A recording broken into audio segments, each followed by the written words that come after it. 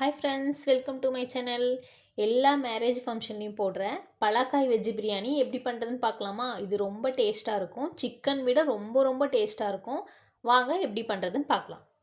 Cooker நல்லா சூடானதும் ஒரு ஸ்பூன் நெய், தேவைக்கேற்ப ஆயில், பட்டை, லவங்கம், ஏலக்காய், பிரிஞ்சால் இலை இது எல்லாத்தையுமே போட்டுட்டு ஒரு பெரிய ஆனியன், பெரிய சைஸ் ஆனியன் 1, 3 பச்சை மிளகா இதை எடுத்துட்டு நல்லா வதக்கணும். கோல்டன் கலர் வர வரைக்கும் நல்லா வதக்கணும். அப்போ தான் பிரியாணி ரொம்ப டேஸ்ட்டாக இருக்கும். இது கூட கொஞ்சமாக உப்பு, இந்த ஸ்டேஜில் நான் மிளகாத்தூள் ஆட் பண்ணிக்குவேன். ஏன்னா இப்போ ஆட் பண்ணோம் அப்படின்னா பிரியாணி கலர் நம்ம போட தேவையில்ல.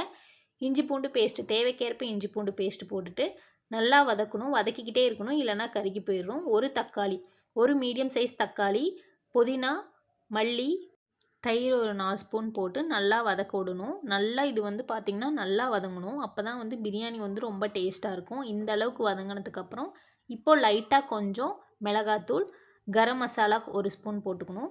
கரம் மசாலா மட்டும் போதும், வேறு எதுவும் தேவையில்லை. இப்போ வேக வச்சு எடுத்த பலாக்கா, 2 நிமிஷம் வேக வச்சு எடுத்த பலாக்கா நல்லா வதக்கிட்டு தேவைக்கேற்ப தண்ணி, நீங்கள் எத்தனை கிளாஸ் போட்டிங்களோ அரிசி அதுக்கேற்ற மாதிரி தண்ணி. நான் இதில் 2 கிளாஸ் போட்டிருக்கேன், அதனால் 4 கிளாஸ் தண்ணி ஊற்றிக்கிறேன். நல்லா தண்ணி கொதித்ததுக்கப்புறம் அரிசி போடணும்.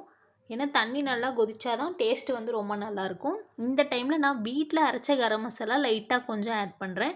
இது ரொம்ப டேஸ்ட்டாக இருக்கும். ஸோ நல்லா தண்ணி கொதித்ததும் குக்கர் மூடி ஒரு விசில் விட்டு எடுத்திங்கன்னா சூப்பரான கல்யாண வீட்டு பிரியாணி ரெடி ஆயிரும். இது நான்வெஜ்ஜை விட ரொம்ப டேஸ்ட்டாக இருக்கும். நீங்கள் ட்ரை பண்ணி பார்த்துட்டு கமெண்ட் பண்ணுங்கள்.